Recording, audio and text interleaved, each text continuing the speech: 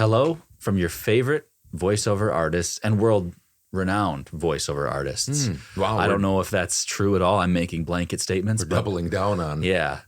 We talked about last week about not being clickbaity, and I just was. So I'm sorry about that. Let's not put it in our description because then that'll really be clickbaity. Greatest voiceover talent in the world, Hudson Buisness, lays it all on the line. Todd destroys Hudson.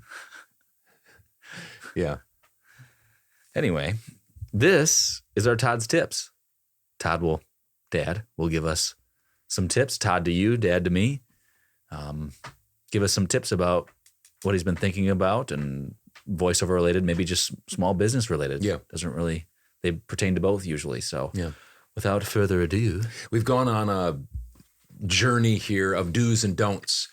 And we're just going to keep going because I kind of like that format. It's kind of a sub Todd's Tips, and we're going with what I do and what I don't do in voiceover, what I've learned in these 13 years of doing voiceover. And as always, our audio producer, video producer, Demond, Hudson's little brother, is going to put on the screen here the caveats. Because as I always say, I don't want you to feel pressure to do things exactly like I do them. There's differences in us, as there's even differences in you and I, even though we have a lot of the same philosophies of business. And you're kind of, I guess more than kind of, you're using me as a mentor in voiceover. And so a lot of the things I do, you do. And we talk about it, and you've just accepted those as business practices. What were you going to say? Oh, caught me being a mentor. Don, please find that clip. Anyway, that's why you should never run with one of these, kids. Words of wisdom indeed, Mr. Stefano. Oops, you caught me being a mentor. If you don't know what it's from, it's from a series of unfortunate events. Yeah, Jim Carrey. Mm-hmm. But anyway, those are the caveats, and that will just help you to be able to hopefully be calm, think, take a step back, and say, I don't have to do all of this, or maybe better yet, okay, even with this, Todd does this, and this is successful for him, these do's and don'ts. Why don't I just put my hand to my chin and do a little thinking about it, evaluating, see if you can adapt it or apply it to your business. One, because you don't get paid to coach. Yeah. So I don't have anything to gain by telling you these things. Mm-hmm. You make lots of money in just voiceover. Yeah. Yep. All of my numbers, that's another video, but I report my numbers every week because I want you to know what I make. I think that's important to me. It's not a bragging thing. It's a transparency thing. I want you to know this is how much I make. And can I listen to him? Yeah. In that sense, you got to be doing something right if you're making that much money. Yep. That foundational sense is, am I going to move my career in that direction and spend my money in that type of training or that type of marketing and such? So anyway, enough of that. Here's another do and don't, my do's and don'ts.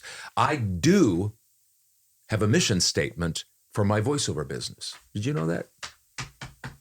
I don't think I've ever shared it with you. I might, maybe I've heard it before. I don't know, maybe not. I don't know if you have a mission statement. Lots of businesses, organizations, even individuals think that it's important to have a mission statement, a mission statement that says, this is who I am, what I'm going to do, and then objectives under there to meet that mission statement. And that keeps them heading in the right direction. And so people, businesses, organizations have mission statements. And whatever you think about mission statements, they're only as good as the commitment to that mission statement is. If you spend tons of time and money developing a mission statement, and a lot of organizations do, they spend a lot of money, have a company or a person come in and help them write a mission statement, but it just collects dust, or you only do part of it, then what good is that mission statement? You might as well not have one. Well, I have a mission statement for my voiceover business. Yep. I developed it the first day that I started my voiceover business. Wow. And I didn't need to spend any time or money doing it. I mean that. Nor do I have to strategically, like I hear some people talk about their mission statement and they say, I always have it right on my desk where I do my business and do my planning. I have it on my refrigerator, so when I go to eat, there's my mission statement. I have it on my, board above where I above your eye brush my level. teeth or something like that. I have it in my studio. It's always in front of me. I don't have mine anywhere strategically placed physically. I have it right here. Right here. That's where my mission statement is. And here it is. I want to and have to make money doing voiceover. That's my mission statement. Isn't that nice and simple? I have to, I want to make money doing voiceover. Has a good ring to it. Yeah. It does. It's not real fancy and short and sweet and hard to beat. In calligraphy, I don't know if it would really stand out as something real flowery, but I want to and I have to make money in my voiceover business. Now, here's why, my objectives, if you will. I want to provide for my family and pay the bills. That hasn't changed from day one. I want to provide for my family and pay the bills. Do I get artistic pleasure out of being in voiceover? Sure. Is it fun? Lots of times, yeah. Can I do it in my pajamas? Yeah, I like all of those things. Can I be my own boss? Yeah, but that's not part of my mission statement, just so you know. Might be part of yours, that's fine. You do you. But this is me. I want to and I have to make money. And one reason is I want to provide for my family and pay my bills. Second, I want to save for the future and not be a burden, if I can help it, not be a burden to my family, to others, even to the government. Will Social Security be there in a couple of years when I can take it? Probably, maybe, I don't know. I just don't want to depend on that, and I don't want to be a burden if I don't have to be. Lastly, I want to be able to give generously to other people, charities, my church, my family. I want to be able to give.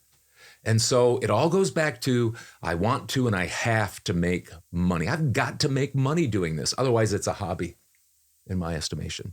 And you don't. And to be clear on that, some people, and this isn't a shot, but some people want to have it just be a hobby, and that's fine. Gig, and that's their business plan. But for you, that's what you want to do. You don't want it to be a hobby, right? And it's fine to have it as a hobby, and it's fine to have it as a full business plan, right? But don't fool yourself. If you want to and you have to make money, don't fool yourself with a fancy mission statement, because that, trust me, that one thing wakes me up every morning, and those things underneath it wakes me up every morning and keeps me going, keeps me hungry. Yeah. Yep.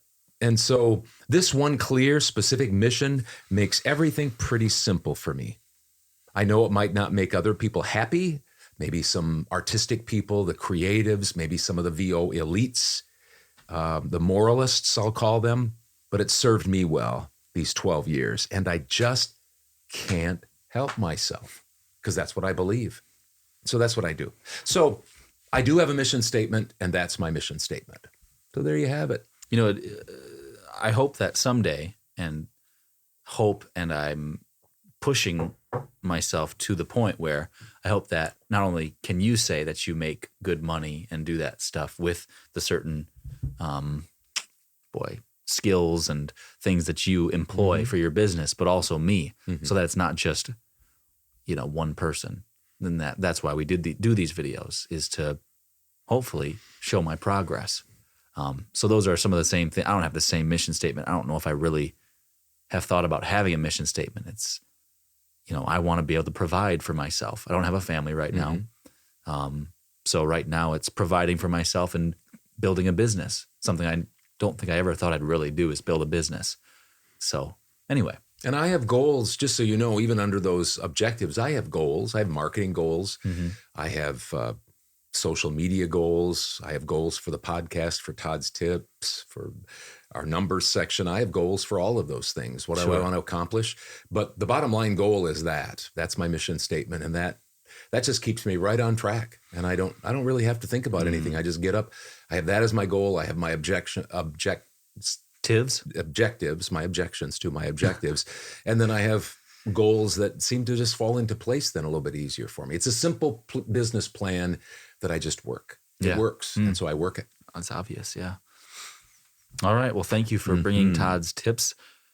This will probably play after the new year. Yeah. So Happy so, yeah. 2023 to everyone. I know you said that already, but It's kind of what I thought about when I was Yeah. thinking about mission, because you kind of think of New Year's resolutions and missions and starting out. I hear people Goals, talking yeah. about goals. So I just want to throw that out for you guys to chew on. will we maybe have a little video about our goals? Maybe in a That'd be fine. Yeah, that'd be fun. because I wouldn't mind talking about mine. What I'm that would doing be an as extension a new, of this then. Yeah. Mhm. Yeah. So anyway, up next is our numbers, and you're gonna want to find out what happened with me this week for my numbers. Huge. Not really. And me too. We were down. Yeah. Just a slow little hint. week. That's okay. Yeah. It's Anyway, nice. we'll see you later.